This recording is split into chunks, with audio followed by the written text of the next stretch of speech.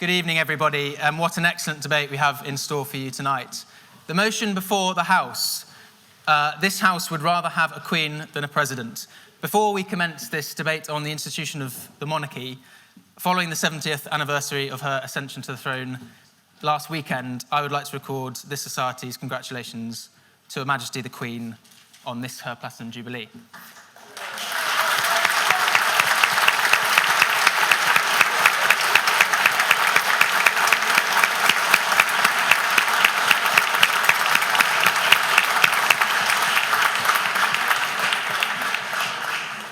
But now on to the institution of monarchy. We were due to be joined this evening by a representative from Republic UK. Unfortunately, they had to drop out last minute, but we have three excellent guest speakers this evening, and they are most welcome. As always, I encourage all members to participate if they would like. It is your right. You can do so by standing up during the speeches and saying, on that point of information, or will you give way? And there'll be an opportunity for floor speeches in between the paper speeches. Without any further ado, opening the case for the proposition this evening is Dame Andrea Leadsom. Dame Andrea is the member for South Northamptonshire, and she has served as Secretary of State for Environment, Leader of the House of Commons, and as Secretary of State for Business. Dame Andrea, the floor is yours.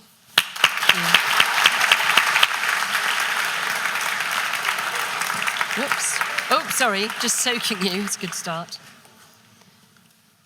Well, it's a pleasure to be here. I'm going to start with a prayer.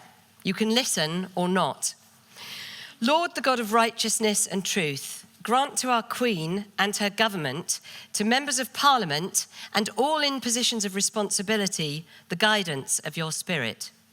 May they never lead the nation wrongly through love of power, desire to please, or unworthy ideals, but laying aside all private interests and prejudices, keep in mind their responsibility to seek to improve the condition of all mankind.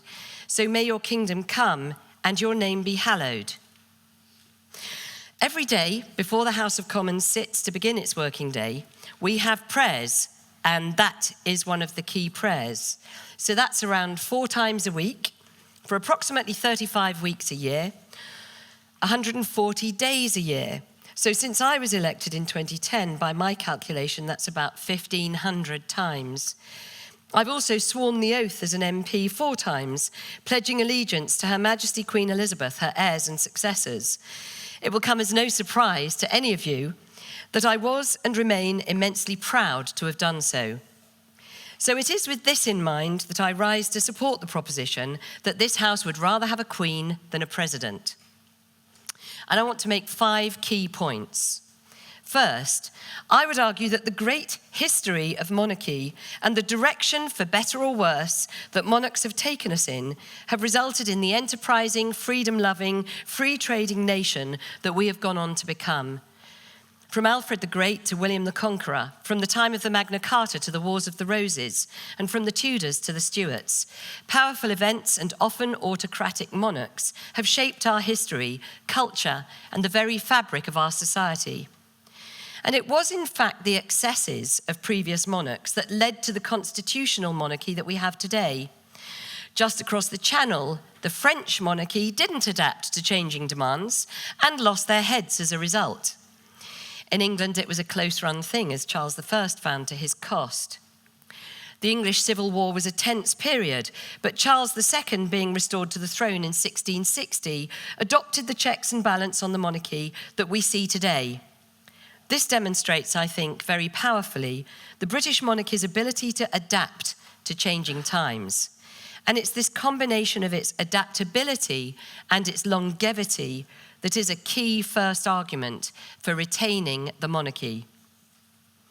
My second argument is about independence and incorruptibility. Popular culture today suggests that all politicians, all elected people, whoever they are somehow corrupt and in it for themselves. Whether true or not, mostly not, I can assure you. Nevertheless, that lends itself to a strong case for the relative incorruptibility and independence of a hereditary structure.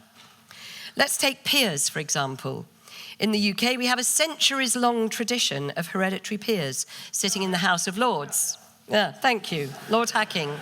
Lovely to see you. He's one of them. The House of Lords Act of 1999 ended the 700-year-old right of all peers to sit and vote on the red benches, but 92 hereditary peers are still permitted to serve in the House of Lords. There have been many attempts to reform this system, including getting rid of hereditary peers altogether.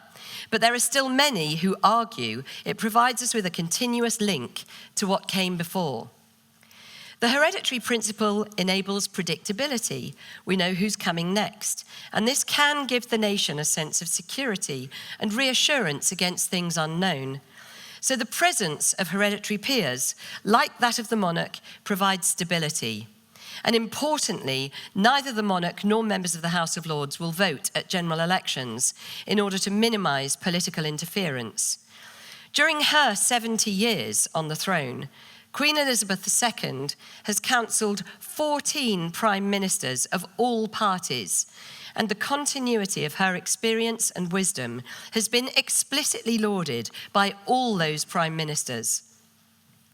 The Queen was raised as a public servant. She knew from the age of 10, when King Edward abdicated, what her destiny and duty would be. This dedication to country was present in her speech on her 21st birthday in 1947, when she said, "I declare before you all that my whole life, whether it be long or short, shall be devoted to your service and the service of our great imperial family to which we all belong." And 6 years later, in her address to the people of the UK and the Commonwealth following her coronation, "I have in sincerity pledged myself to your service, as so many of you are pledged to mine." The Queen is neither influenced by politics nor party, nor is it true, as some claim, that she's privileged and out of touch with the ordinary man and woman on the street. She herself has experienced great pain and loss. She herself has experienced great pain and loss and has met literally thousands of men, women and children who have also suffered, some in unspeakable ways. Indeed. Wouldn't you say that having a golden piano in your living room makes loss a little bit easier to cope with? I don't believe that being in a physically, materially privileged position necessarily means that you are somebody who doesn't understand how other people feel, and I'm just coming on to make the point. Well, you say that. They say that money can't buy you happiness, but if you've got money, you can park your yacht right next to it. But in truth, the Queen's yacht was sold under her nose, the one thing that she absolutely enjoyed. Why? Because it gave her temporary freedom. So I can't agree with you even on that material wealth takes away some of the challenge. So, ladies and gentlemen, it is hard to forget the moving scenes of the Queen's visit to the Welsh town of Aberfan in 1966, following the devastating coal tip that killed 28 adults and 116 children. Many will remember the Queen's obvious personal grief at the service of remembrance for the victims of 9/11, and more recently, her sombre but uplifting address to the nation during the coronavirus pandemic, and the sight of her sitting on her own at the funeral of her husband. The Queen stands with us and provides strength, regardless of what your own political choices are during times of national trauma, which makes her uniquely valuable as a figurehead. The third argument for a queen instead of a president is a straightforward financial one. The monarchy provides fantastic value for money, but also maintains our soft power advantage. We're only the world's 5th biggest economy, but in soft power terms, which is the non-military, non-economic, diplomatic power yielded by a country, we are the world's number 3. And I would argue that that is down to the world's great regard for our institutions, including the monarchy. The House of Windsor is estimated to be worth £19 billion, and pre-pandemic, it's estimated to have contributed £1.9 billion annually to the UK's economy. That's more than £60 a head per taxpayer. All those tourists visiting London, it's more than likely that they'll end up at Buckingham Palace, taking a selfie on the Mall. And products and shops with royal warrants, from Barber, Fortnum & Mason and Burberry to Boots, Tiptree and Twinings, are quintessentially British. The association with the Queen and the Prince of Wales helps boost sales of those with a royal warrant of by up to 10% per annum. In this age of social media, you could even call the Queen the ultimate influencer. I wouldn't dream of doing so. Jacob probably wouldn't like it. In fact, Jacob probably wouldn't know what that was. Yes. And the other side of the equation, when the annual expenditure of the royal household is released, we get plenty of grumbling by Republicans who argue that it isn't value for money. Well, I totally disagree. As taxpayers, we spend £1.29 a head on funding the monarchy, done through the sovereign grant. The profits from the Crown estate go to the Exchequer, and a proportion of that, in the region of around 15%, is paid through the sovereign grant. In 2020, the total was £82.4 million. And there are also the broader benefits of the monarchy to the UK, such as the Duchy estate, with the revenue from the Duke of Cornwall's estate used to fund the public, private and charitable activities of the Duke and his family. His work maintains arable and livestock farms, residential and commercial properties, and preserves and protects many outdoor projects, creating jobs, educational opportunities, and a sustainable and meaning way of life and livelihoods for many right across the UK. Another financial benefit from the monarchy is through its close links with the Commonwealth, which is defined as a free association of sovereign states comprising the UK and other nations who have chosen to maintain ties of friendship and practical cooperation. The Commonwealth is made up of 54 members, who between them account for a third of the world's population. The Queen is the head of the Commonwealth, and at annual meetings of Commonwealth heads of government, we've helped to build diplomatic, trading and development opportunities right across the world over many decades. My fourth argument for a monarchy is that independent assessments also demonstrate the advantage of our system.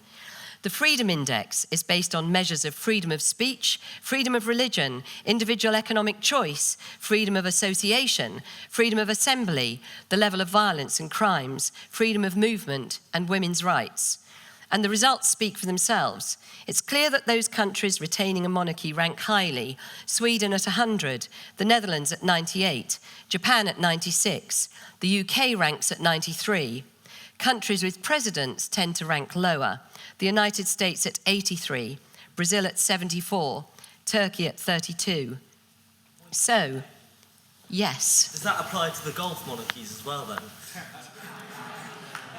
That is a very good point, and clearly monarchies that are also dictatorships are very different to constitutional monarchies such as I'm talking about.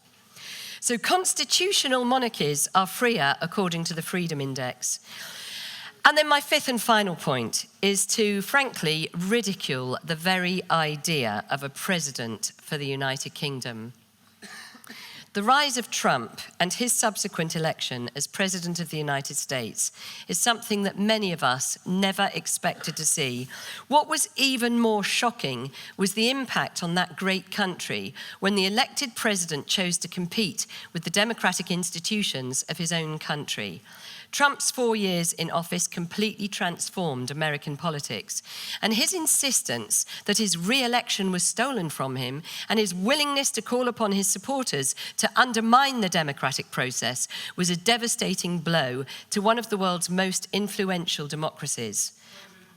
Yes? Didn't our current Prime Minister try to prorogue Parliament in basic contravention of British democracy?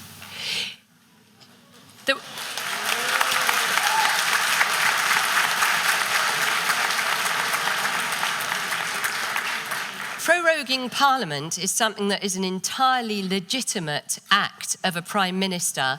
At the time,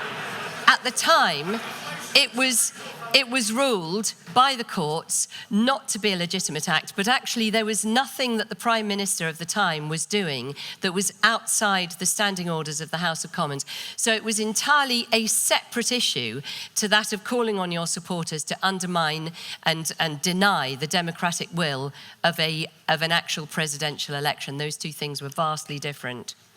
And it's not just the American example.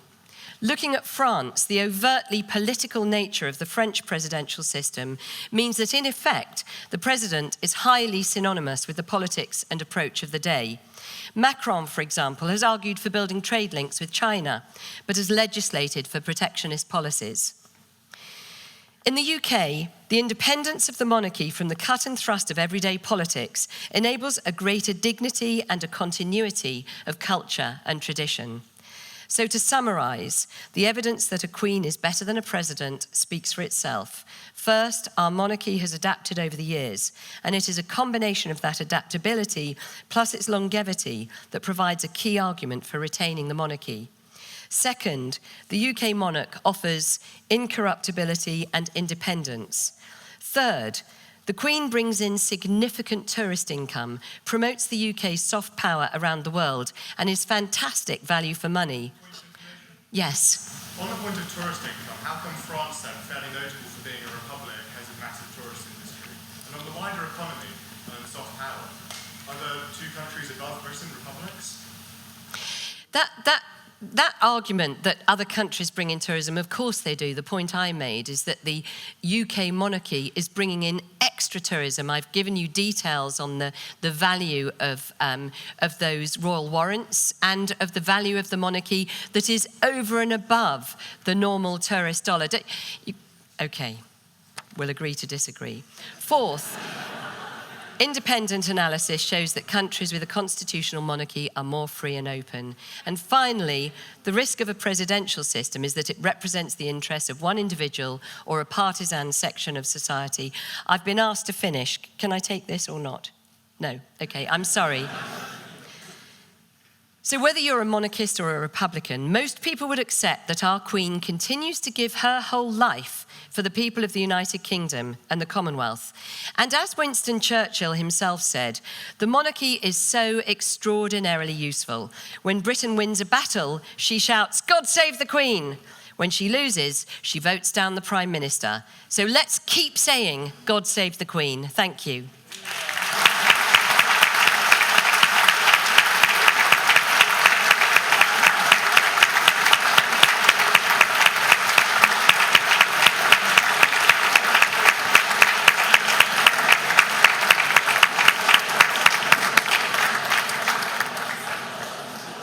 Thank you, Dame Andrea. Patrick and I are going to chair this debate with a light touch this evening, but I'll just ask that when speakers are concluding, can we not intervene so they can finish their speeches so they don't carry on because of too many floor interventions, but please do keep making them.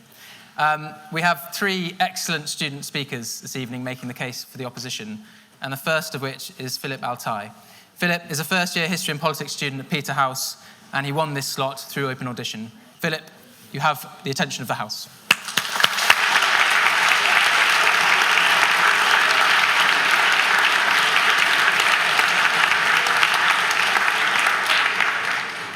Thank you, Mr. President. It is indeed a great pleasure to be speaking tonight, especially in the company of such distinguished guests, but most importantly, amongst so many fellow members.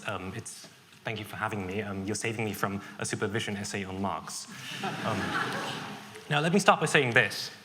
The Platinum Jubilee of Queen Elizabeth celebrates history, and it celebrates a memorable period of the British past and indeed the British crown.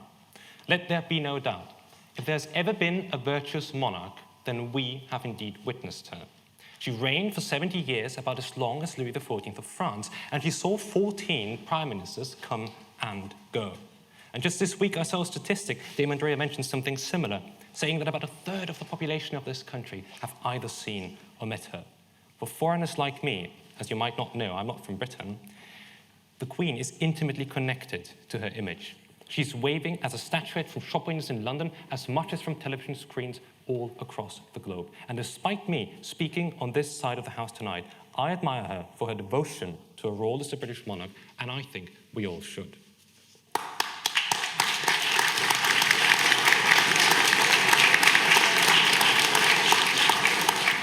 So why then oppose monarchy if it apparently has worked so well in the past 7 decades? Why not pass on the fire of tradition instead of contemplating the ashes of some bygone past?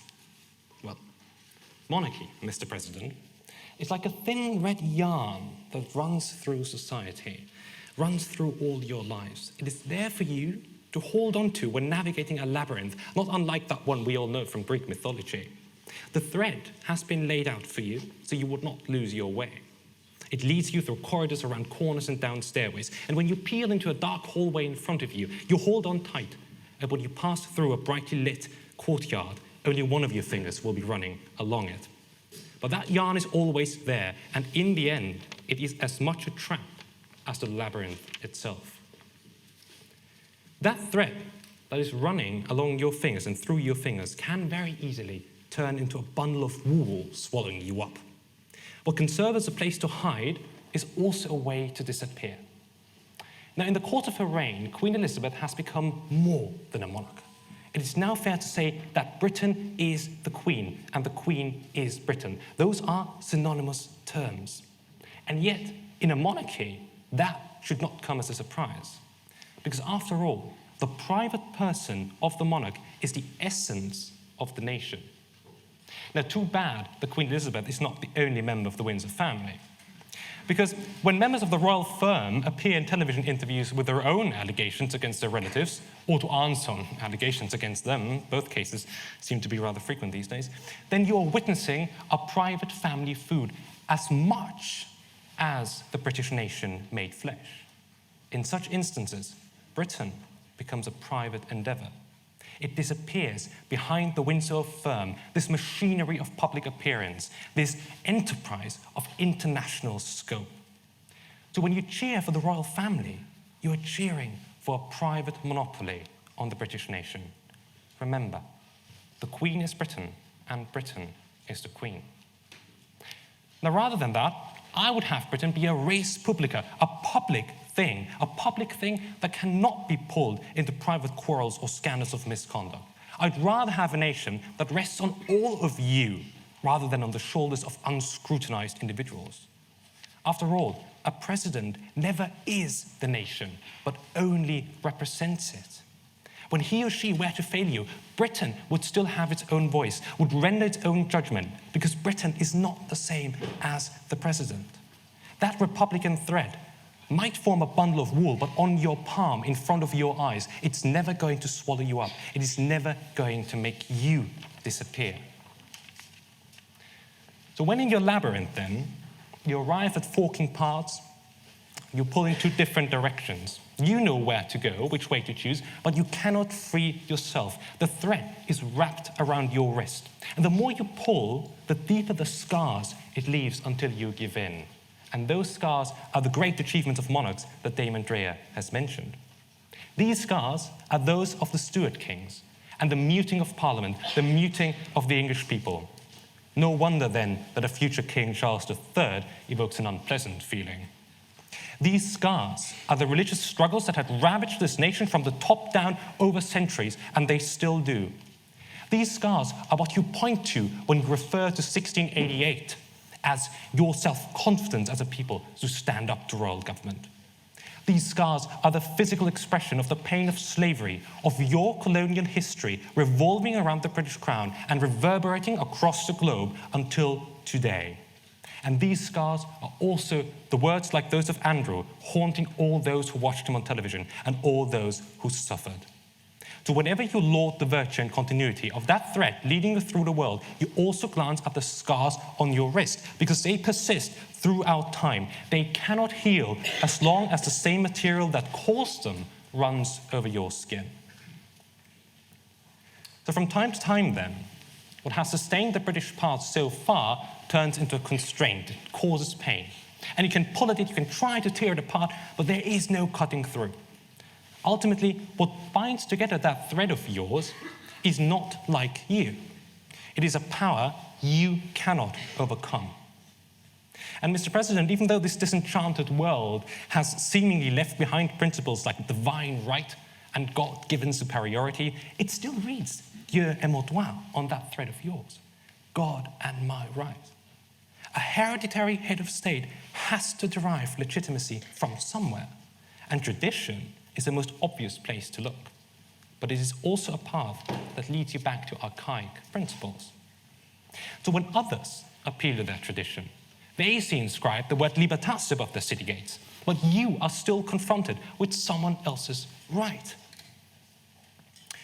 That yarn is there for you, but not through you. When you admire the monumental buildings of London that bear this very motto, you admire a right that is not yours. When you are awed by the Palace of Westminster, you are awed by the crown in Parliament. The practice might have changed, but the intellectual principle remains the same. In a republic, The name of the people is omnipresent. It's the source of all things.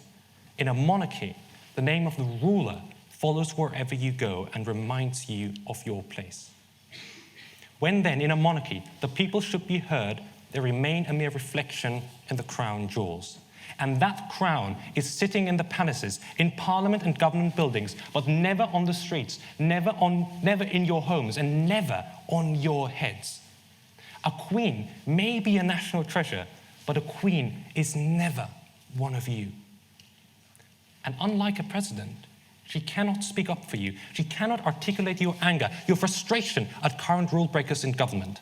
By nature, your monarch cannot share your concerns.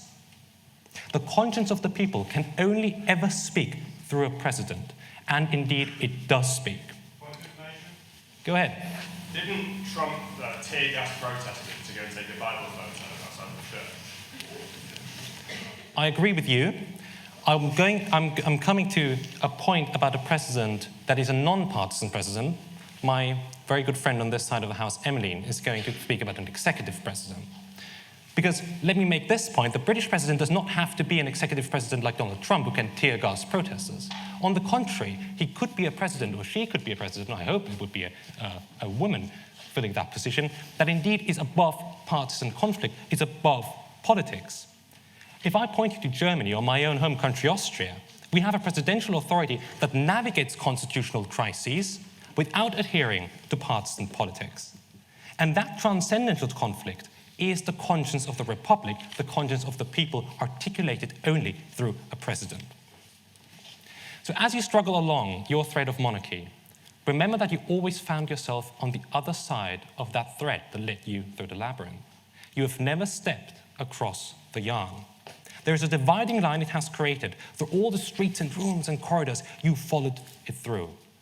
Sometimes you forgot it was there, sometimes you failed to see it, but it never went away, and you never dared to cross. The walls of Windsor Castle are guarded. The gates of Buckingham Palace remain shut. On the other side, it is what none of you may never have, or hardly anyone can hope to attain. It is a construct of social privilege that our Enlightenment mentors had sought to tear down, and it has wrapped itself around your bodies, preventing any movement. Monarchy is the manifestation of the principle that not all are the same. It's a principle of social relegation. Go ahead.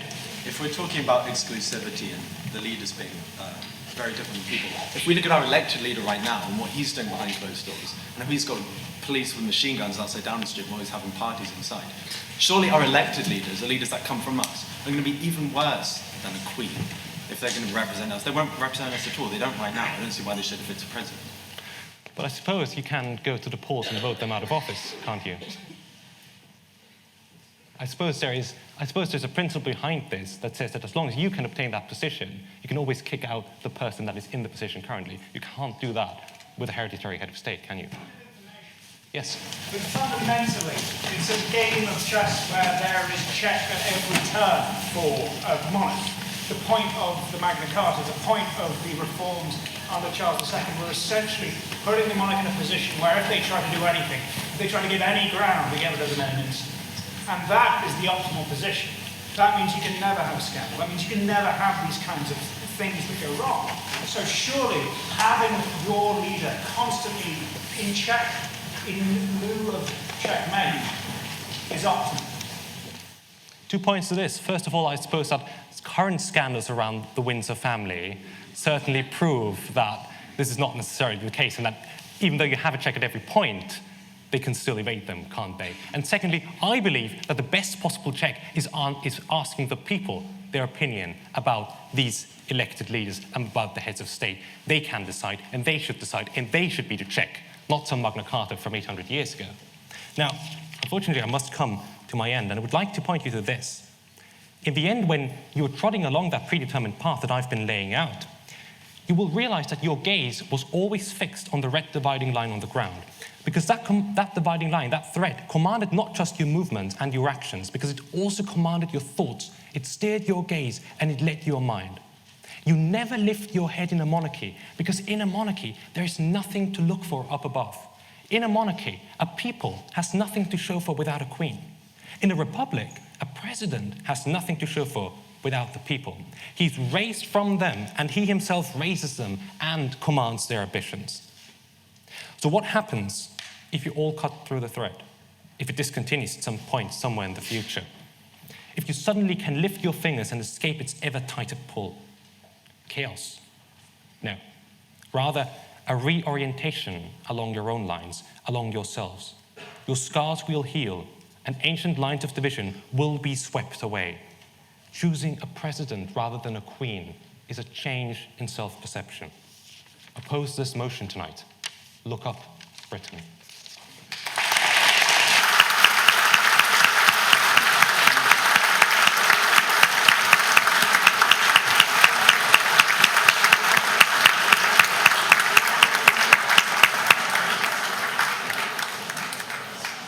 Thank you, Philip. Now, I want to hear from you, the members. We're going to take some floor speeches now. Please keep them to around 2 minutes max. Would anyone like to speak in proposition of the motion this evening? I'm going to go here, please. Name and college, if you don't mind. Hello, I'm Yiffy. I'm from Corpus Christi. So the proposition has very conveniently focused their discussion on the idea of a constitutional monarchy who, for the sake of example, is actually just not involved at all with the practical running of politics. And to me, for instance, this seems A, very privileged, and B, fundamentally ahistorical, because throughout history, people haven't been able to have this fun cost-benefit analysis of a monarchy in terms of whether we like the extra tourist revenue it comes. Because the principles of monarchy, that it's a system based on the rule of one individual, where power is distributed through hereditary succession rather than the will of the people or through merit, and the idea that ordinary people like us, are excluded from power, is fundamentally the basis that monarchy rests on. And it's also very convenient that typically the right, who loves to sing the praises of monarchy, are the first to get their knickers in a twist whenever they identify a so-called totalitarian regime that they don't like elsewhere in the world. And I would just say this to end this point on, even though we might consider the monarchy we have today, the constitutional monarchy, as this some sort of super adaptable form of monarchy that has changed through the time, that wasn't achieved because a monarch one day woke up and decided that they want less power. That was achieved through the people. That was achieved because they were holding up the white flag, because they knew that what they had to avoid was 1789 and what happened to Louis XVI. So I would say this: even though we might sing the praises of monarchy today, what we're actually seeing is the remnants of a system that is fundamentally corrupt, outdated, and had to fight for its survival throughout time. That proposition vote or opposition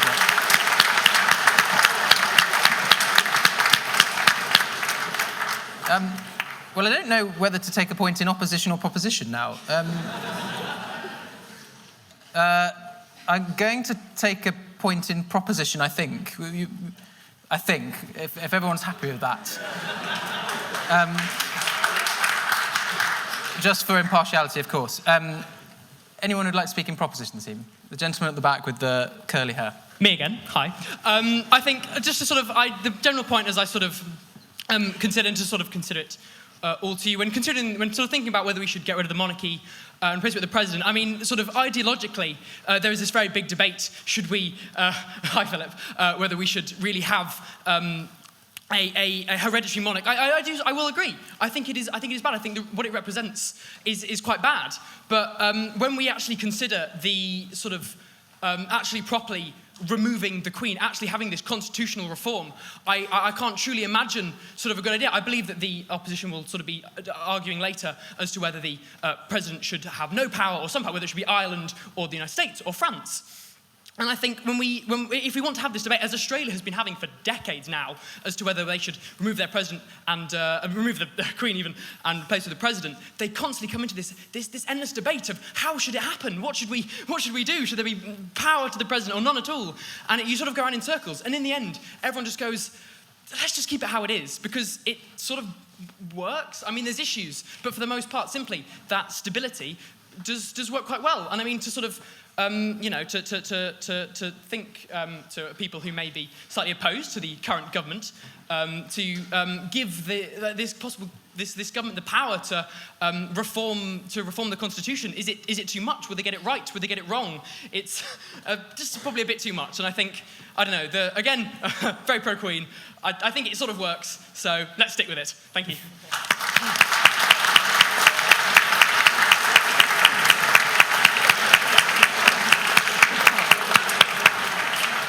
Would anyone like to make a point in abstention this evening?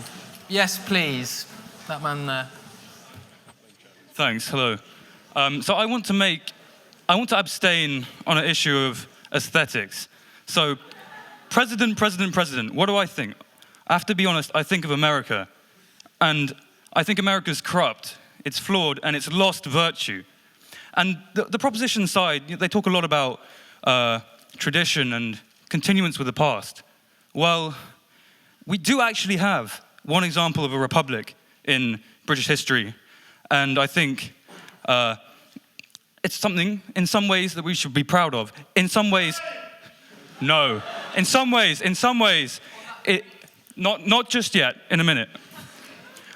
I think we should vote abstain if we are sick of queens handing down crowns and kings handing down crowns and protecting their own from violating the law. I think we should vote abstain if we're sick of Donald Trump's and George Bush's. So vote abstain for English republicanism and a Lord Protector. That's all I've got to say.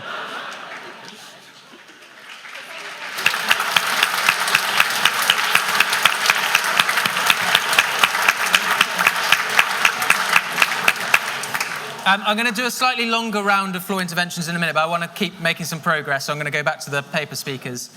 And the second speaker in proposition this evening is Darren Grimes. Darren is a Conservative activist and political commentator. He is a presenter on GB News and the founder of Reasoned UK. He also ran the pro-Brexit organisation BeLeave during the 2016 referendum.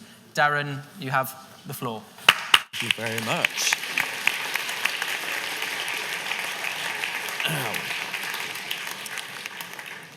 I promise you I'm not going to get up and make the case for Oliver Cromwell tonight. I am actually about to, I'm afraid, Mr. President, make a slightly, I think, treasonous remark. And I would like you all to imagine the scene upon Her Majesty the Queen departing this earth. Imagine the genuine tears. Imagine the packed streets, the global attention, frankly, and the hit to our economy, and the genuine grief that'll be felt by, I think it's safe to say, most of the nation. And then try to imagine the same if, say, President May or President Clegg or President Cameron had been elected. And I just want you to imagine whether or not they'd be the same level of event. And I struggle to come to the conclusion that it would be. I think there'll be tears and drama when Her Majesty the Queen departs this earth, and long may she reign, where it'll surpass even that of a Meghan Markle sit-down interview with Oprah Winfrey. Now, unlike the Russians or the Chinese or the North Koreans or whatever despots we've mentioned a few in here already so far, the passing of our head of state, the tears will, I think, reflect genuine anguish and not that of fear, frankly. And it's an understandable reaction in the modern world to view, I think, royal families, as many people have eloquently made the case, much more than I could possibly do so, as the royal family being some kind of anachronistic relic of the past. You might say we shouldn't have one in a vibrant democracy like ours, and have as the head of state someone who is fundamentally unelected and indeed hereditary. And as a kid, I couldn't really understand this, actually. And my nana, that's Nana, Jacob, not Nanny, had this...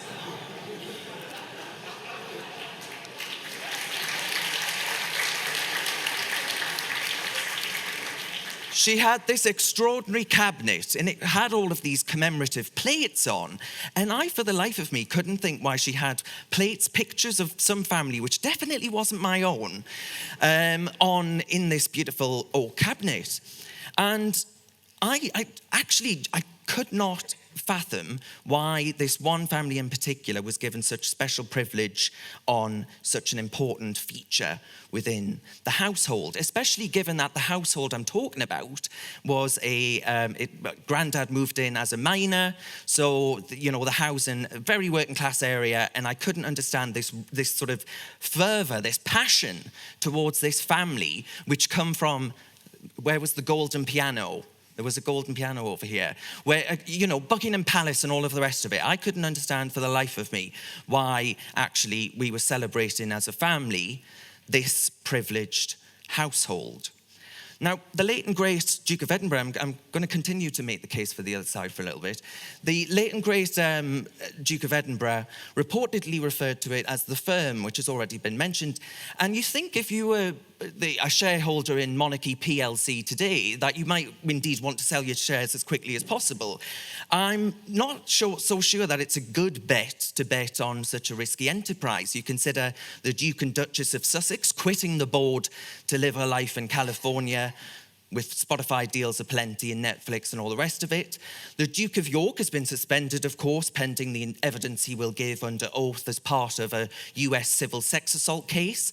And then you come to the Prince of Wales. Good old Charlie boy. Quite the track record of sending his views to ministers, and the public won't like a meddling monarch, I think it's safe to say. So all in all, maybe it's just easier to remove your shares from Monarchy PLC altogether. And with all of that said, why on earth am I standing on this side of the discussion today? Why not stand over there, accepting that we need a head of state that, in a parliamentary system, ought to be one that's either put forward by parliamentarians or by a public vote from all of us? But I actually think it's pretty simple. The reason that my grandmother kept a hoard of, quite tacky, it has to be said, don't tell her I said that, royal memorabilia, the reason my grandfather felt that he could go away to a faraway place he'd never been on holiday abroad before, and found himself in the 50s in the Korean War, fighting under, of course, Her Majesty's armed forces. And I think the reason ultimately that opinion poll after opinion poll shows vast support for the monarchy is because it stands, and this is going to get groans, I can tell already, it stands as the embodiment of our nation, and it stands as that ancient symbol of continuity. And actually, in people's lives who have faced a lot of economic upheaval, considering my grandfather's lifetime, the closure of the mines, then there was the closure of the steelworks, a big economic shift, but the one, and of course the war as well, but the one constant has always been Her Majesty the Queen. And I think it's difficult actually to overstate how important she has been in many people's lives. And sure, the royal family is one with its more, favourable and unfavourable members, I think it's safe to say. But I think both Jacob and Andrea swear an oath to the crown, a crown that some of you probably, it seems to be causing a tension, a friction, or I guess an opposition to what you would consider to be a modern functioning democracy with checks and balances and accountability. And it has been suggested already that the royal family isn't indeed accountable to anyone, but I would actually disagree with that.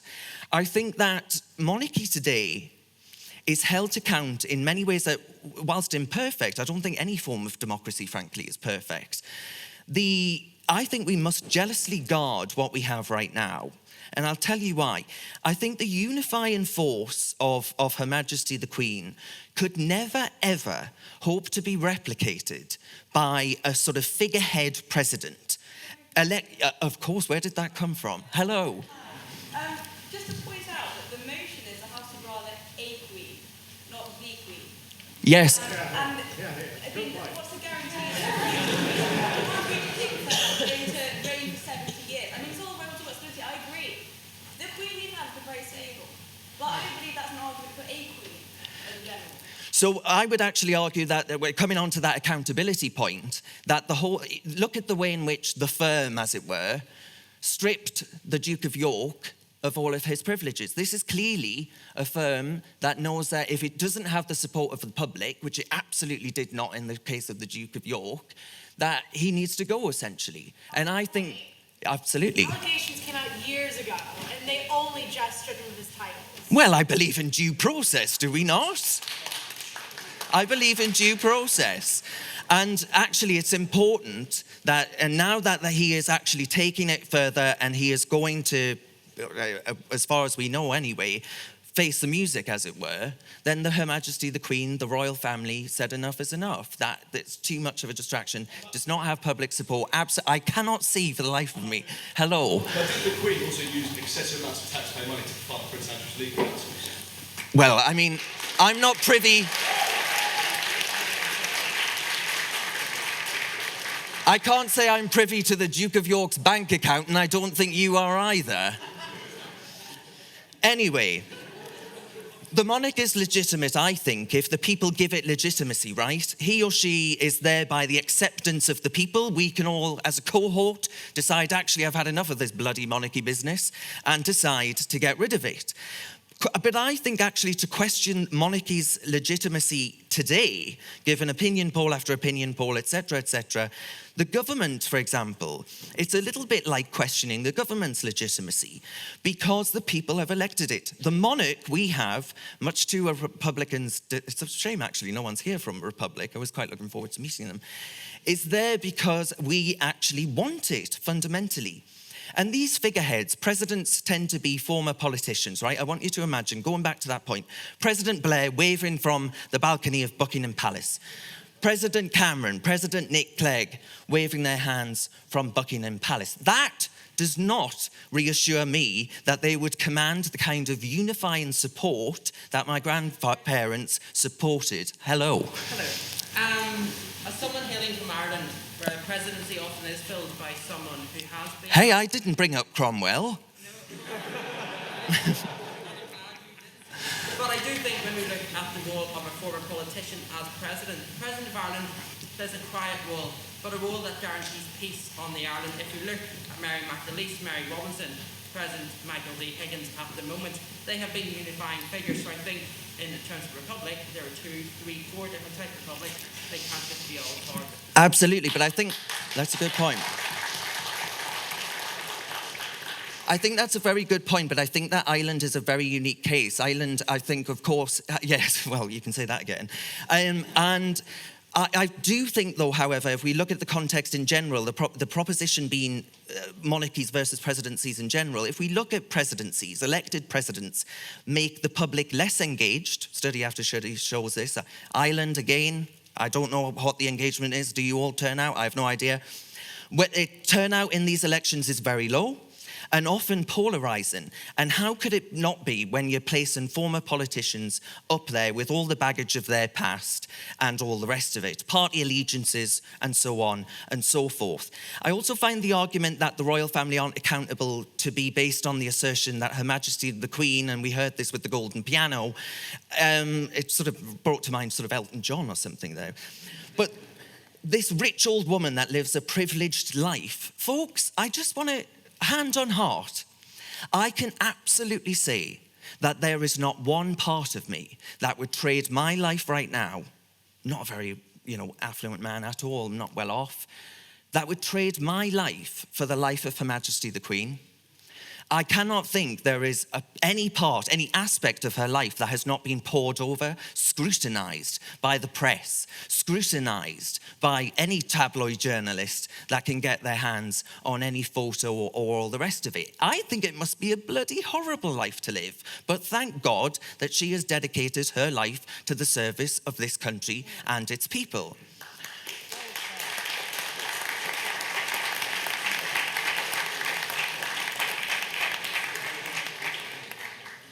Through no other head of state, in my view, and I think this will also be true for William and I'll also be true for Charles, even though I have my disagreements with the Prince of Wales, No other head of state would be able to say that they've got the insight that stretches from Churchill to Johnson. Many people, I think, take that for granted.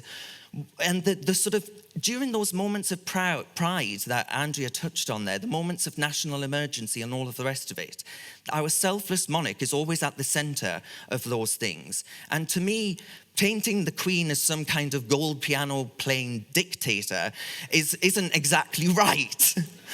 I do think that the unifying force, a symbol of our nation, and one that brings in much in the way of soft power, superpower, again, that Andrea mentioned, and, well, it has to be said, historically inaccurate portrayals on Netflix.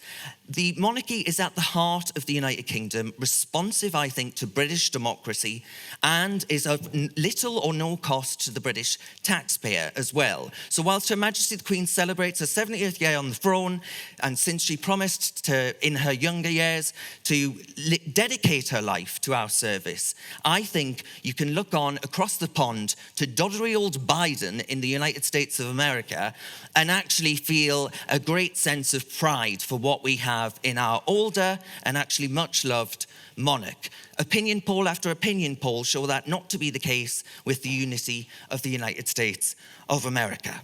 Now, it might not be an especially sexy campaign slogan, but I would just say to anyone that might be thinking of voting against tonight, to actually say, I want to hold up a banner saying calm, restraint, and caution would be my advice. Because I think in giving up the monarchy, I think we are giving up a source of much light and much unity in this country. So I say, God save the Queen, may she go on, and God bless you, ma'am.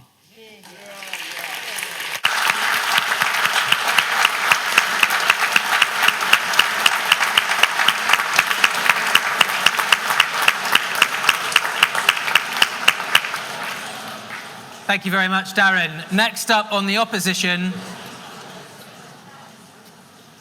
is Emmeline McClellan. Emmeline is a classics MPhil student at Selwyn College, and like Philip, she won this slot through open audition. Emmeline, you have our attention.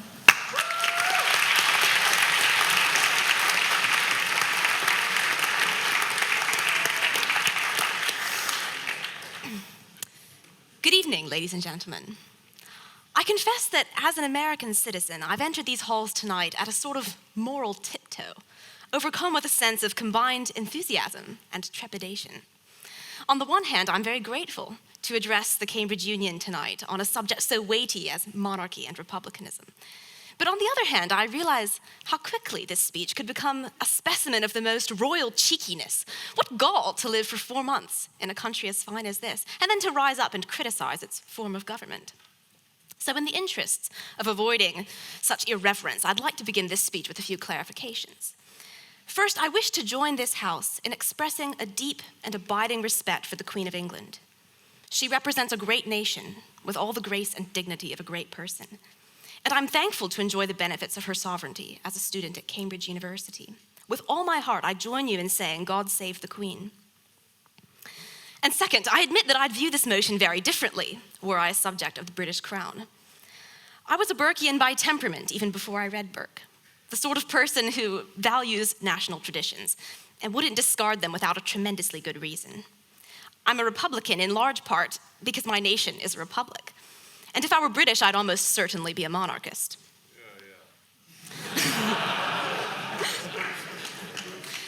That said, after a good deal of reflection, I do believe that republicanism is the better form of government. If I might be controversial, I might say that I think one of the greatest acts of the British monarchy was to inspire the founding fathers to create my own nation. But as I attempt to defend republicanism tonight, I would like to remove the entanglements of tradition and the relationships between our countries as much as possible by drawing away from Britain and America and considering the motion in the abstract, pursuing that great trope of political philosophy known as the ideal city. If we were constructing an ideal city, what sort of ruler would we expect to find in it? A queen or a president? Now, in what follows, I'd like to consider 2 arguments for monarchy. The first one concerns diplomacy. A president, so the argument runs, carries with him all the stigma and polarization of his political party, like a sort of virus. But a queen is apolitical. And she walks about on the world stage without embroiling her nation in unnecessary conflicts.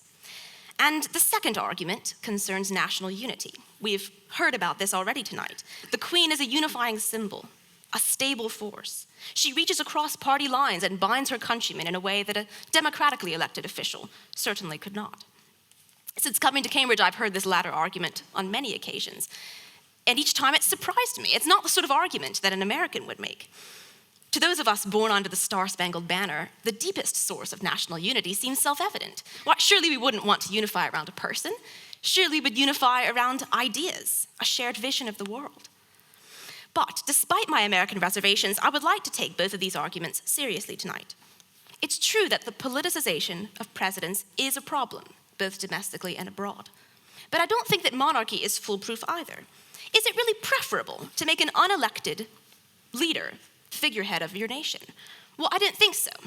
And I believe that not because I'm an American, but because I believe in the fundamental equality of persons and because I believe in democracy. So to take the first argument first, diplomacy is a tricky subject, and especially for me as I study classics, not grand strategy.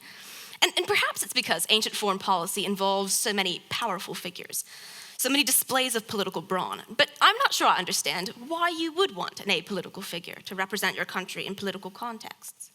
I suppose that could work very nicely in peacetime when diplomacy involves little more than a brisk handshake. But peace comes very rarely in this world, and the situations we face in reality call for displays of political power, not for tea parties and palace tours. A president on a diplomatic mission is a force to be reckoned with. His very gait proclaims authority and the threat of retaliation should his international enemies dare to cross him. He may bring politics with him, but he brings power too. And where a queen represents her country, a president represents what his country might do. And yes, indeed. Can we not have both? At the moment, we have a queen and a prime minister. Our prime minister goes somewhere and he says, we might invade you. The queen goes somewhere and says, oh, I'm going to shake your hand and make you feel happy.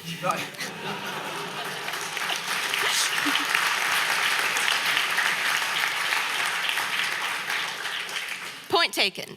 Now, I'm going to address this in my next argument because I do think that there is something important about having those figures combined. But I'll get to that in a minute. I mean, as I said before, if I were British, I would be in your camp.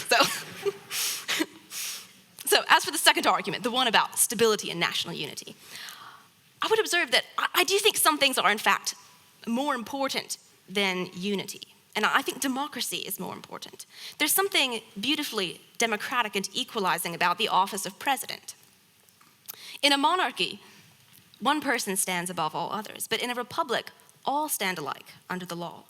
True, the president has an impressive role, but it's the office that's impressive, with all its tasks, all its formalities and equipage. Not the president himself. He's an ordinary citizen, and his time in office is a mere sabbatical.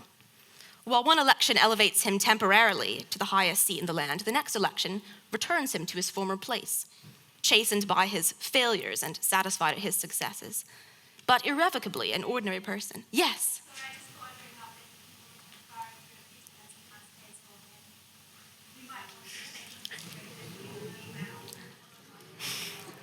I figured that as a woman that I sort of, embodied that already, but that's all right.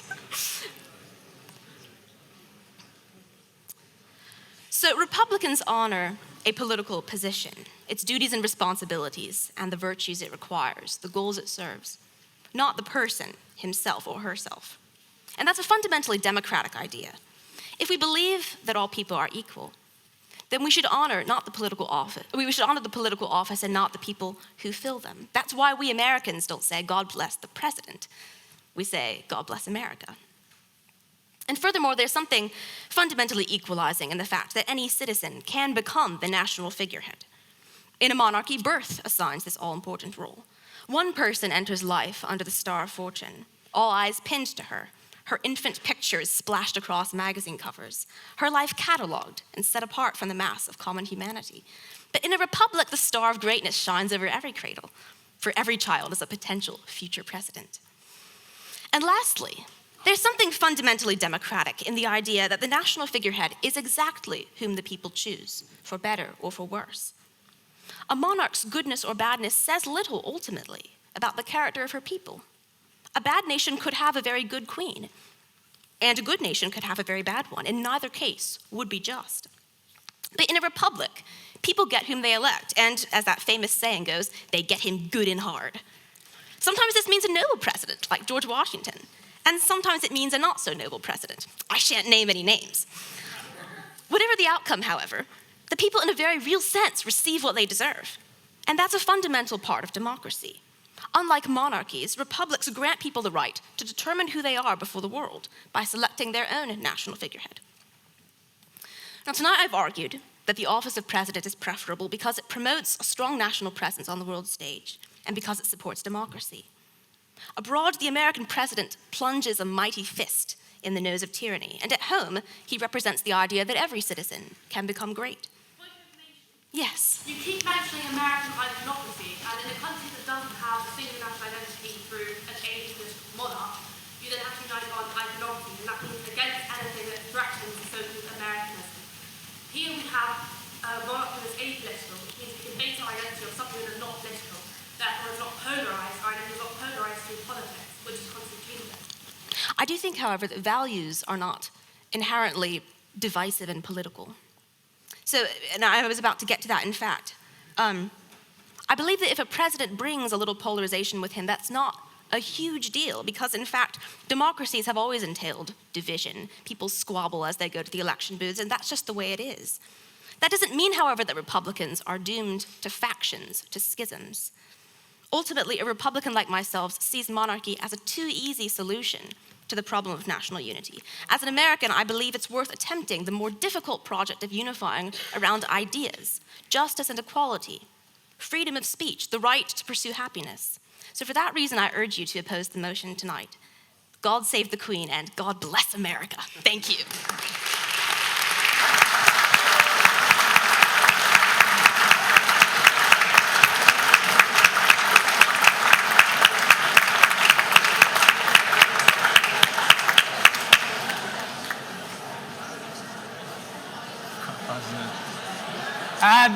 We move now to a second round of floor speeches. So, simmer down.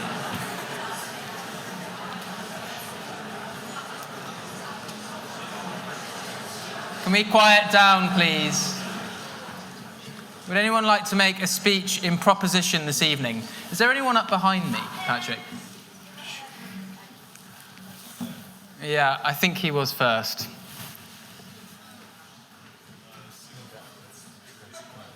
No, well, I was just looking around. Okay, so Owen Cooper, Selwyn College.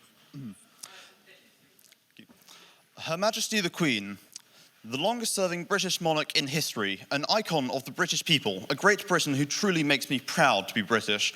Her service began to this nation at an early age. At only 14, she proclaimed in her first radio broadcast that we are trying to do all we can to help our gallant sailors, soldiers and airmen, and we are trying to bear our own share of the danger and sadness of war. We know, every one of us, that in the end all will be well. Her morale-boosting support helped us to defeat the Nazis. In an increasingly turbulent world, the Queen shall continue to give us the strength to defy tyranny and stand up for global freedoms and order. Despite Prime Minister after Prime Minister, the Cold War, the Troubles, and now the pandemic, the Queen still remains tranquil and committed to her public duty. She has remained above petty politics and is a role model in diplomacy, magnanimity, and manners. A president, on the other hand, would be transient, self-promoting, and certainly not apolitical. On a serious point, each and every one of you must remember that the way you've met matters. The Queen is a blue-blooded figurehead of Britishness, but she is also a human being who has been through very few difficult years. Her husband have died, Harry and Meghan have gone to America, and Prince Andrew is involved in a sex scandal. No. When you vote tonight, remember to respect your monarch, respect Her Majesty the Queen. When things seem most dire, we must come together in a show of strength to support our ruler. Vote in proposition of this motion. God save the Queen.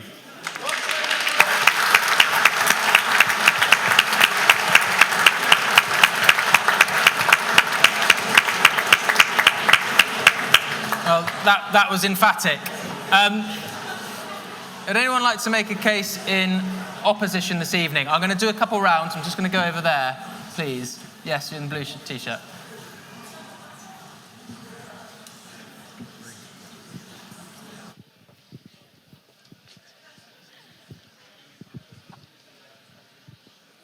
I'm just going to keep this one short. Like the girl up there said, everyone is obsessed with Elizabeth. We're not talking about Elizabeth Windsor, we're talking about the monarchy and the institution of the monarchy. You may like the nice old woman, but if it was her son or her father or her grandfather who hadn't ruled as long, who didn't have like the loyal base she does, I don't think we'd be saying these things.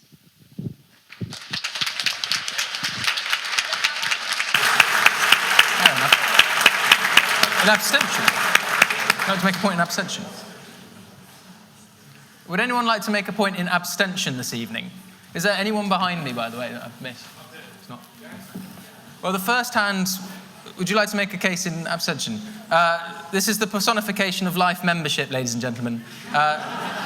Lord Hacking was a member here in the 50s, and if you'd like to make a point. There are two reasons why I have dared to get up and ask to speak. The first reason is that I moved in favour of the monarchy, this almost identical debate, 62 years ago, in the Lent term of, I'm trying to get the dates right, the Lent term of 1960, and I lost the debate. And I would like to win the debate because, after all, that I stand for hereditary and the benefits of it, and the whole basis of the royal family, it is a hereditary system. But I am in difficulties because we're really looking for democracy. And I thought that Emmeline got it quite right, that the system works as long as it's democratic. And that's the question we have to ask.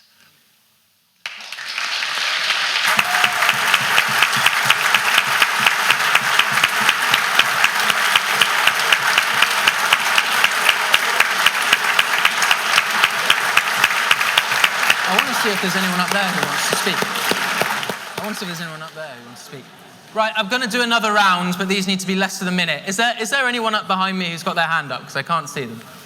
No? Okay, good. Right, anyone in proposition of the motion this evening? Just here, please. Yeah. As possible. Name and college. Lucas Moore, St Catherine's. It's almost with a heavy heart that I make this speech because I do want to see this country aspire to the democracy which Republic represents. However, we've had a republic in the past, and the Speaker did rightfully bring that up. And that republic is one of the most shameful periods in this country's history. Oliver Cromwell in Ireland caused devastation and destruction and massacres. What he committed was no short of a genocide.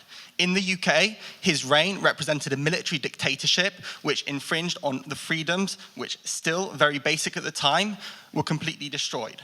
So I think that's one point we need to, yes. In the sense that it was a dictatorship, surely it's not the kind of republic we're talking about. So that's where I'm coming to now. If we come to the present, there are different kinds of republics. They're the kinds of republics that are espoused by multi-party democracies, where coalition building is key to the formation of government and democracy. Even though we've just come from a coalition, even though we had one in World War II, that's not the essence of our democracy. If we're talking about the type of republic which we would likely to become, that is not it. We need to be realistic. Our democracy, probably for worse, is a highly confrontational one. It has been that way for a long, long time. The president which we would likely have, should we espouse a presidency, would be a highly politicized and confrontational one. Would we really prefer that over the largely unifying figurehead that is the Queen, who supports a large popular mandate at the moment, consistently shown by polls? I personally would not. That's why I call for this motion to be passed. That's a good speech.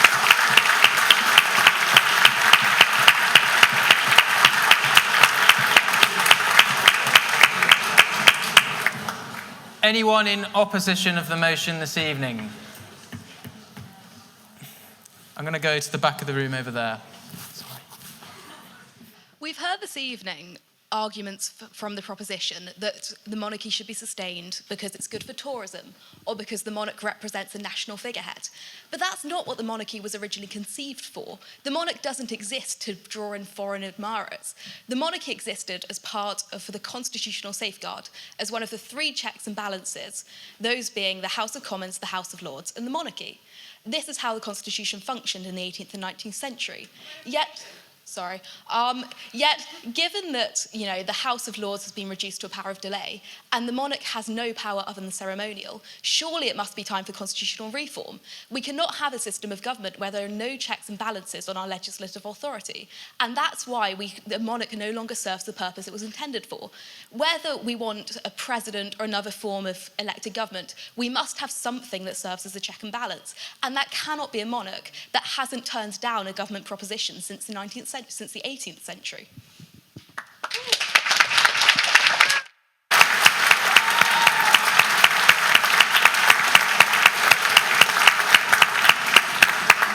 And to round off, anyone with a speech in abstention, been very patient at the back, Joe. Less than a minute if you can, please. Can do. We've heard a lot of rousing sentiments for the monarch, but I think we should have some clarity on how much the royal family actually costs. It's well known that public figures are, by definition, lies, but there's no worse case than this.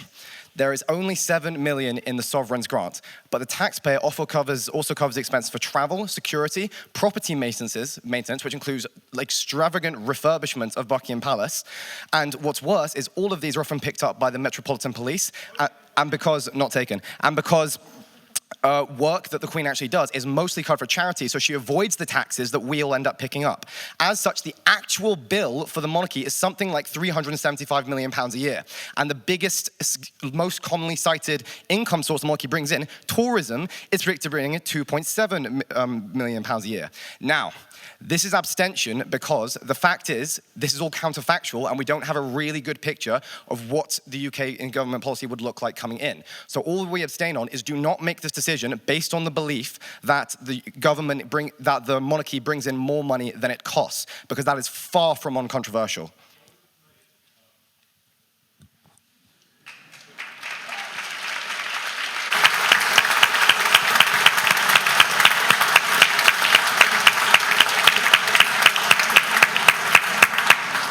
Thank you. As always, the interventions from the floor have been fantastic tonight, so thank you. I'm going to move to the final two paper speakers, and in proposition is Jacob Rees-Mogg. Jacob is the member for North-East Somerset. Can we quiet down, please? He has served as Leader of the House of Commons and Lord President of the Council. He is now the Minister for Brexit Opportunities and Government Efficiency. That's a bit of a mouthful. Jacob, you have our attention.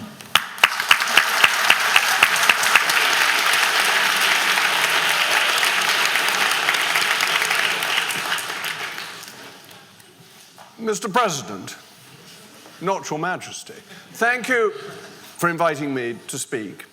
When I was first given the motion in favour of our Sovereign Lady, I thought it was going to be the one opportunity in my lifetime to be on the winning side of a debate in the Cambridge Union, which in the many years in which I've spoken here, I have never achieved. And I'm always flattered to come because, as a former librarian of the Oxford Union, I look on the Cambridge Union as our elder brethren. So it is nice to come to an older, longer established union and have the privilege of speaking on this subject. But Mr. President, you've pulled a fast one. We thought we were going to be facing these old stuff shirts from Republic and organisations like that who are too fit to turn up. And instead we face the most brilliant orators that the Cambridge Union can provide, and also the most popular because they brought all their friends. And so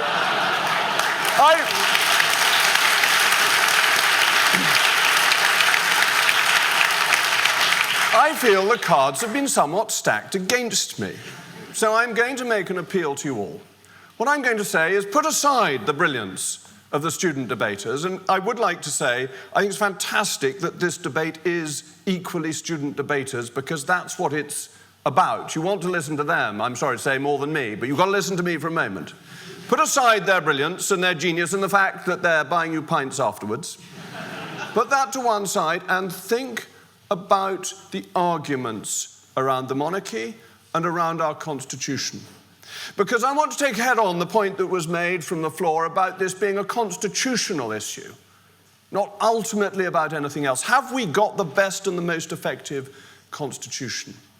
And I think we have. I think we've got one that we show can work.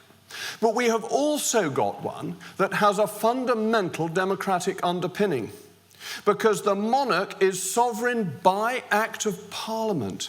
Now, this is often forgotten, because you see the ceremonial around the monarchy, which is very much unchanged from the coronation, really, of William the Conqueror. The continuity is very great. And the accession council that will take place, and yes, it is treason to talk about these things, it's the 1351 Treason Act, so we must be careful what we say, but the accession council looks to be lost in the mist of time. But actually, it serves no purpose since 1707. Because in 1707, an act was passed determining by Parliament how the monarchy would pass. So it is hereditary as set out by Parliament. And this is why when Edward VIII was king, he was removed with one of the fastest Act of Parliaments ever passed. It got through both houses in about a day and a half. So the monarchy, the Queen, is underpinned by you, ladies and gentlemen, the British people. Our sovereign lady is there with and by your consent. And then we look at what benefit that is constitutionally. And I know you are going to jump up at me and say, well, what about the prorogation? Well, let me tell you about the prorogation, because the courts missed one crucial point. If you listen to the Supreme Court, they kept on asking, what if the Queen were asked to prorogue Parliament for a year? Would you then just suspend democracy? And I'm afraid this question showed why the High Court was right and the Supreme Court was wrong. Because the Queen would never be asked a question by her Prime Minister to which the answer is no. And the reason for that is that the Prime Minister doesn't get that far. There is a circle around the Queen and the Prime Minister of advisors who make sure that the Prime Minister acts within the constitutional bounds in what he asks for, so that the Queen is not embarrassed. Of course I'll give way. What if those advisors aren't democratic? What if those advisors aren't acting with good intentions? Dominic Cummings is polarising, but he clearly wasn't the best advisor that Boris could have had. What if the advisors are looking to deceive the Queen for whatever reason? Well, on the prorogation, I was Lord President of the Council at the time. I was one of the advisors, and I am...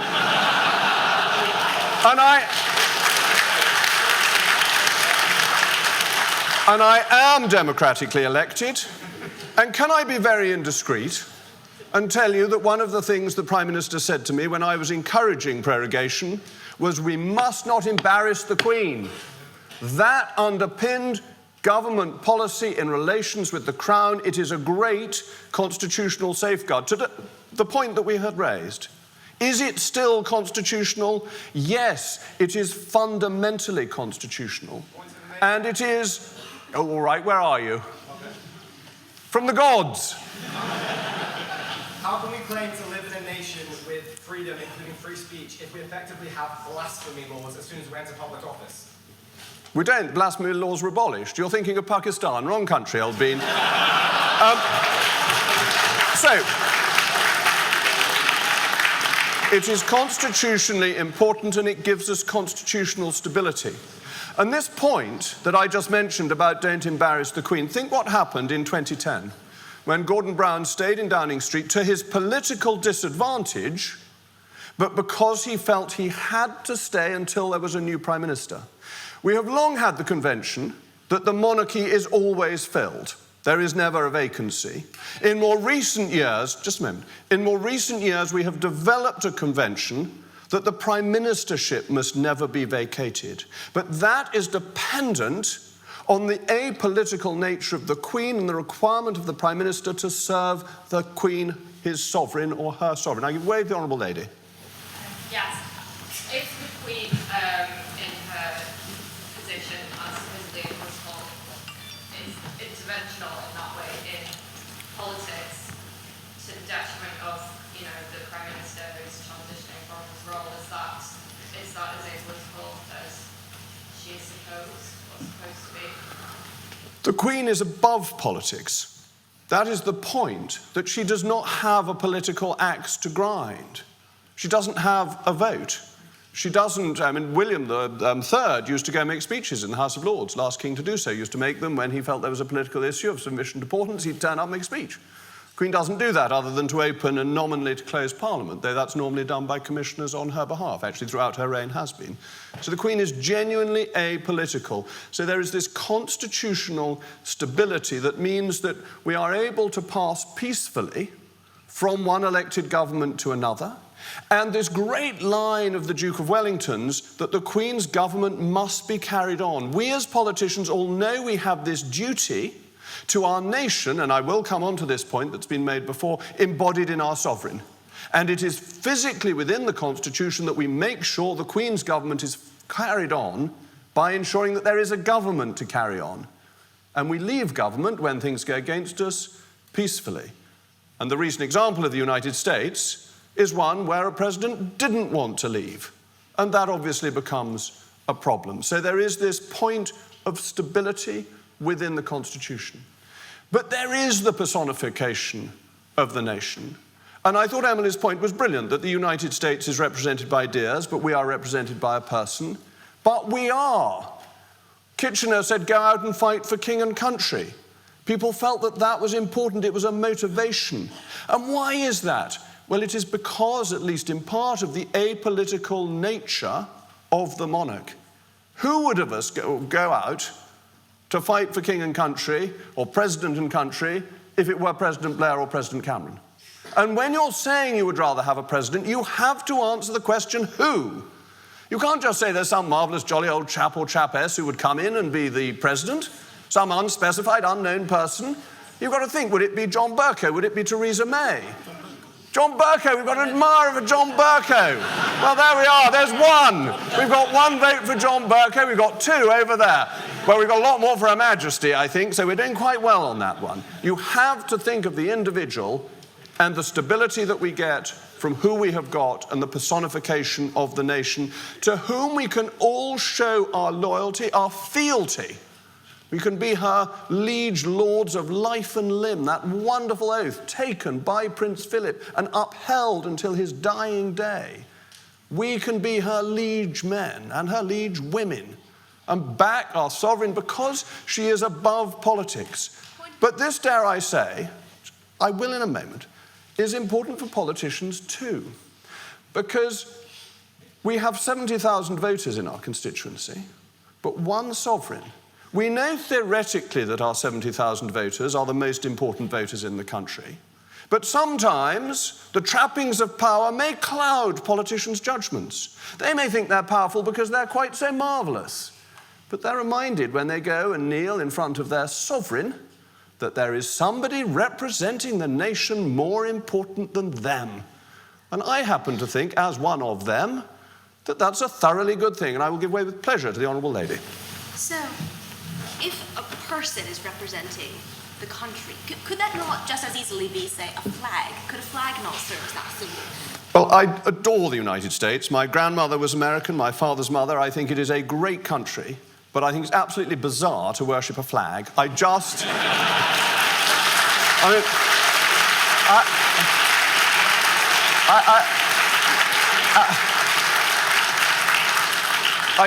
don't get it. Don't you sing a song to the flag every morning? I remember hearing about Japanese car companies, and you'd go in every morning and sing the company's song. It's a bit like that, and it's not my cup of tea, quite honestly. I rather show my loyalty to my sovereign by standing up for the national anthem when it's played when Radio 4 closes down at 1 in the morning. That is the personification of loyalty that I like, but it is also, our sovereign is our link to our history. And our history is important. And actually, one of the great things about our sovereignty, our form of government, is I can go back to the Wars of the Roses when a great man called Sir John Fortescue wrote, saying the difference about the King of England and the King of France was that the King of England was under the law and the King of France was the law. And this is fundamental to our constitutional development. The relationship between the governor and the governed, embodied in the monarch, has worked extraordinarily well. Now, what was Magna Carta about? It was about bringing the monarch under the law and making sure that that worked and has continued to work. What was wrong with Cromwell was that he thought he was the law. Who sent troops into Parliament to stop MPs voting? Cromwell, Pride's Purge. So our only meddling with republicanism, as an honourable gentleman over there said, didn't go very well. It wasn't a success. Of course I give way. You said that the monarch is a link to our past. Wouldn't you also recognise that it's a link to embarrassing moments of our past? For example, when you say we go out and fight a war for Queen and country, we also went out and colonised 1/3 of the world for Queen and country. Surely we accept that colonisation and forcing our ideals on other nations is a bad thing, which we now recognise. And it was the office of monarchy, which is still present in our current monarch, which did that. I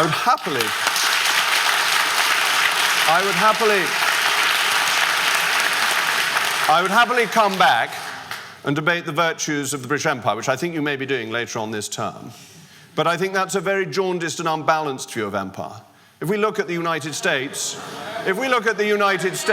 a great country born out of the British Empire. If we look at Australia, a great country born out of the British Empire. We look at New Zealand. If we look at the basic rule of law in India, it comes from the British Empire. So I would be proud.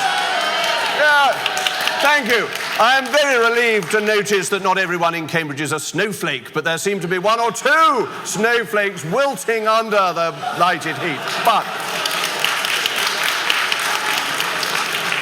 But our history as a nation, for good or ill, is something that is represented, and we cannot pretend our history doesn't exist. And we have this unifying figure in our sovereign. So our constitution works because we have a queen. It is stable because we have a queen. It is personified. It is a focus of loyalty. It is a focus of inspiration. It is a focus of courage because we have a queen. It is a link to our history, to our noble history, a history of a nation of which we should be proud.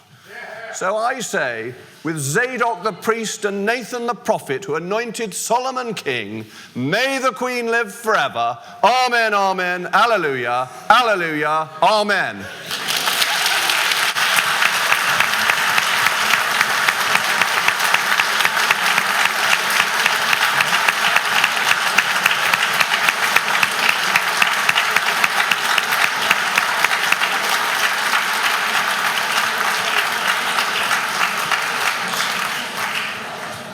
Thank you very much, Jacob.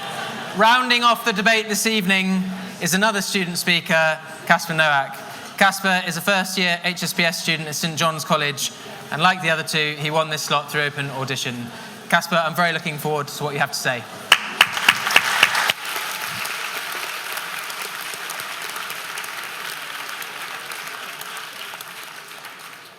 All right, it's the snowflake's turn to speak.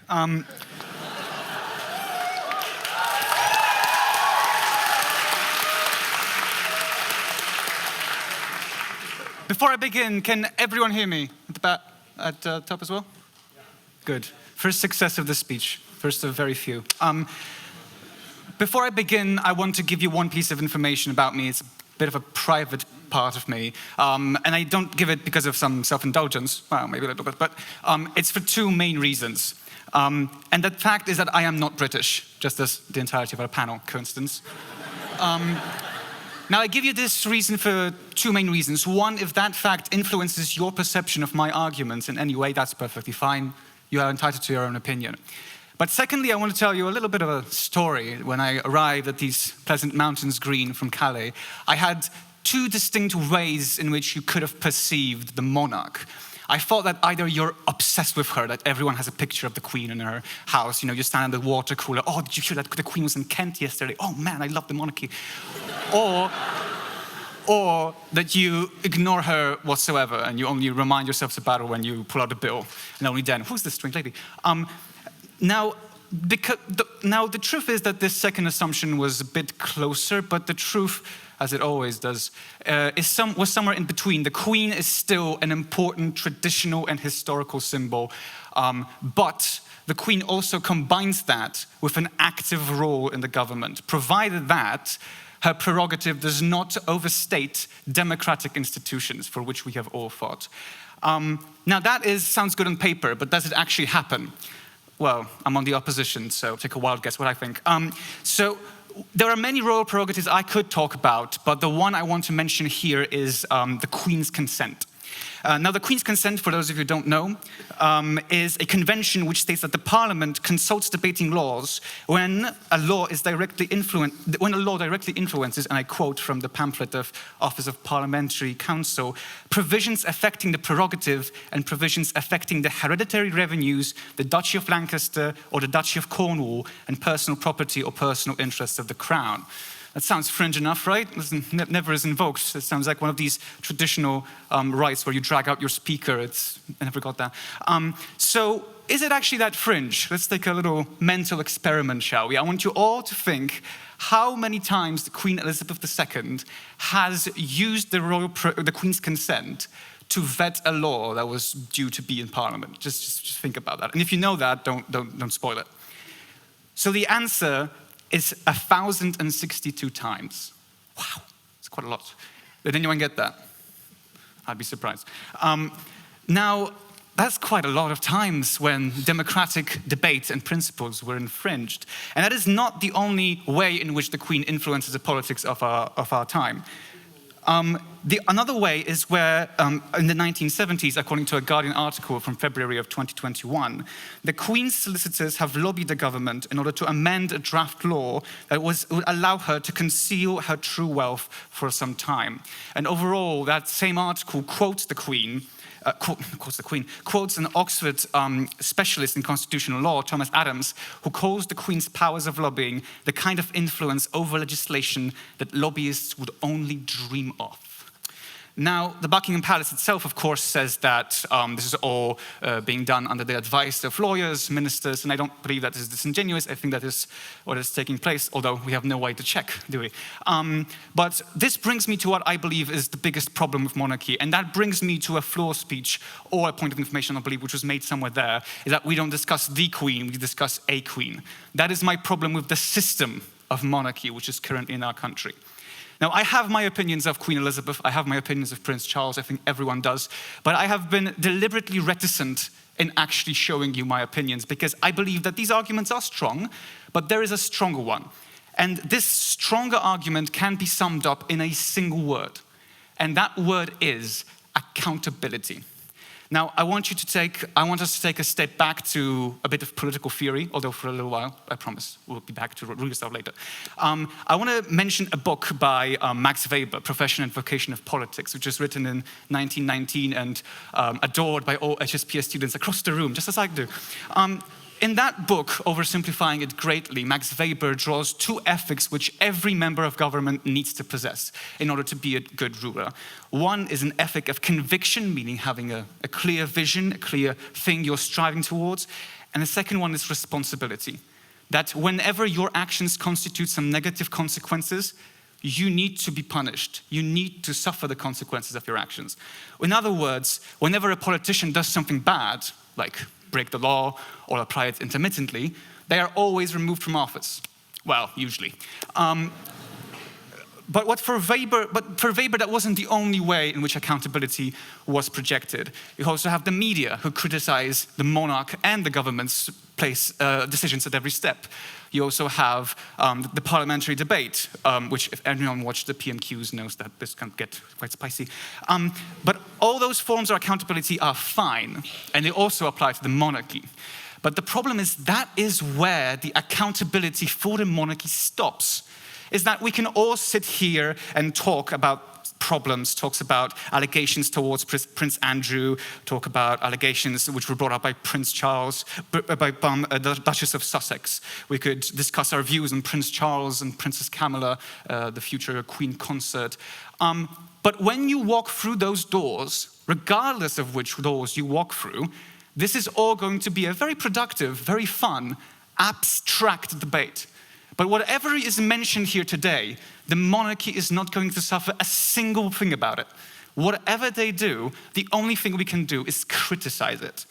And that is the biggest problem. It's not even about the royal family itself. It's about those advisors, those ministers who counsel the Queen, who counsel her when to use her prerogatives. Who has chosen those ministers? Who has chosen those advisors?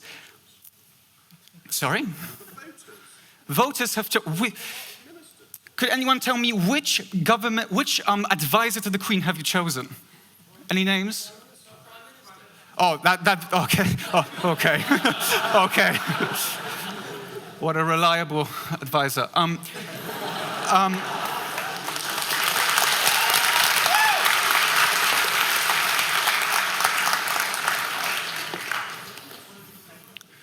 Yeah, please. Honestly, believe that elected officials possess these two qualities of conviction and accountability? Okay. I genuinely believe that you have to have both. Now, the difference between the monarchy and the government, as I said, is when someone in politics does something bad. If a politician, elected politician, does something that's against their voters, they are going to be removed from office. Maybe not immediately, as is presently clear, but they're going to be removed at some point, or perhaps suffer some other consequences. The monarch will not suffer any such consequences. They will still be there in the castle, and they will still act in the stead of the royal family, and they will suffer no consequences. Please. Do you not genuinely believe that the Queen acted actively undemocratically, that there wouldn't be consequences? Well, that is the problem, that there would be consequences. The media would bombast her. They would say that the Queen has acted terribly. So what? So what would the Queen do then? What is the damage to the Queen? The Queen isn't going to be removed from office because no voters have decided that the Queen is there. That the Queen is there because the Queen is there currently because of tradition. Yes, please. So if voters decided that they didn't like the Queen anymore, and we democratically voted in a government that was going to abolish the monarchy, then it would go away. So the monarchy does serve at the will of the people. It's just doesn't have it directly voted on every 4 or 5 years.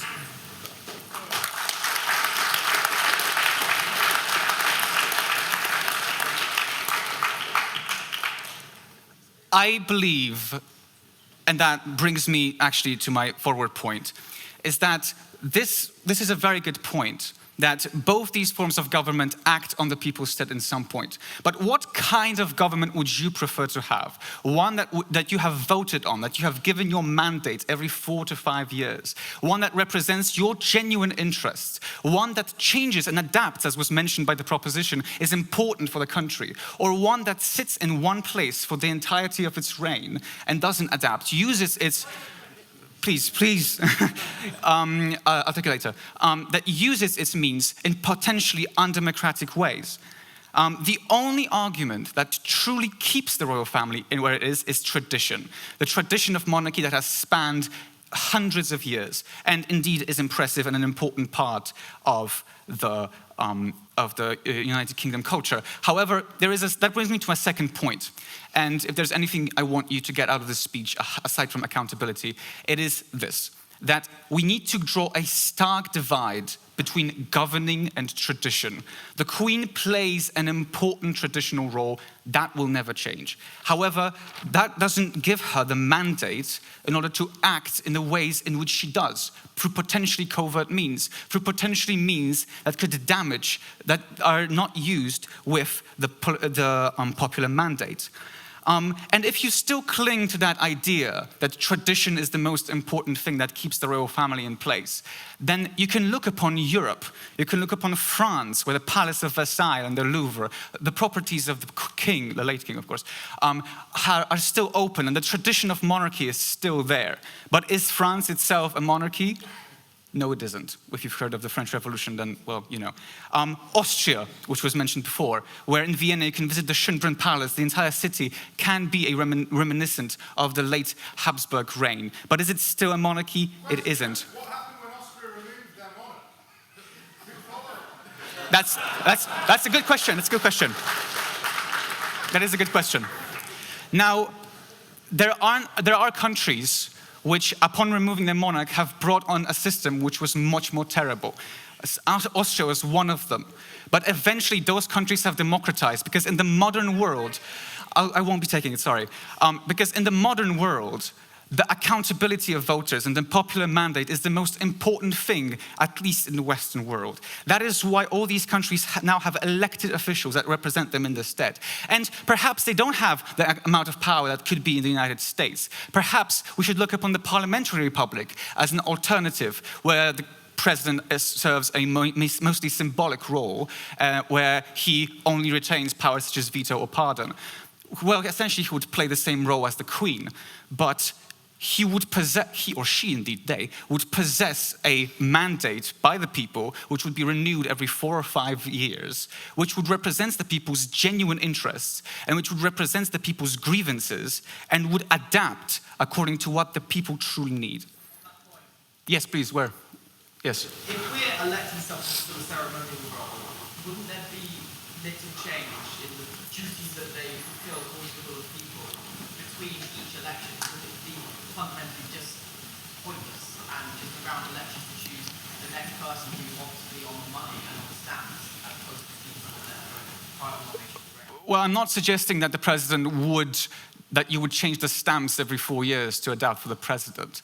But I am suggesting that the president would play a role as they do in parliamentary republics, in that they serve as a representative for foreign nations, that they serve as the head of the state in a very ceremonial sense. But that's true, the role would still be very similar, and indeed the continuity could be adversely affected. But what we get in return is accountability, which I've mentioned before, too many times probably. Oh, sure. I'm sorry. I apologize. So to conclude, I believe that there are personal arguments you might have against the royal family, but my problem is with the system itself. The monarchy, which does not possess the popular mandate, which operates through partly covert means. And I want you to ask yourself the question of how much does the monarchy truly do for you? And wouldn't the replacement of a person who genuinely represents the people's interests be a better solution? And if you ask yourself that question, you'll see why I'm proud to oppose this motion. Thank you.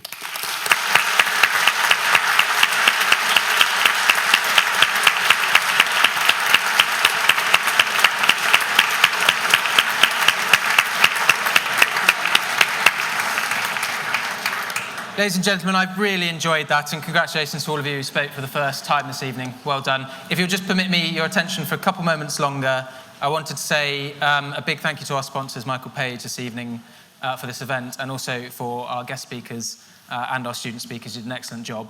As usual, we vote with our feet, and we'll do that in just a moment. There's an aye door, a no door, and an abstain door, and we'll hear the results in the bar afterwards. I do have 2 announcements which are sort of out of the ordinary course of events that I wanted to make. Ruth Wilson is coming tomorrow, and she's premiering her new film and then taking questions in this chamber about it afterwards. That's from 4 o'clock. And next Friday sees the start of The Merchant of Venice in the chamber. I'm really excited for it. Without further ado, thank you very much this evening, and I'll see you in the bar.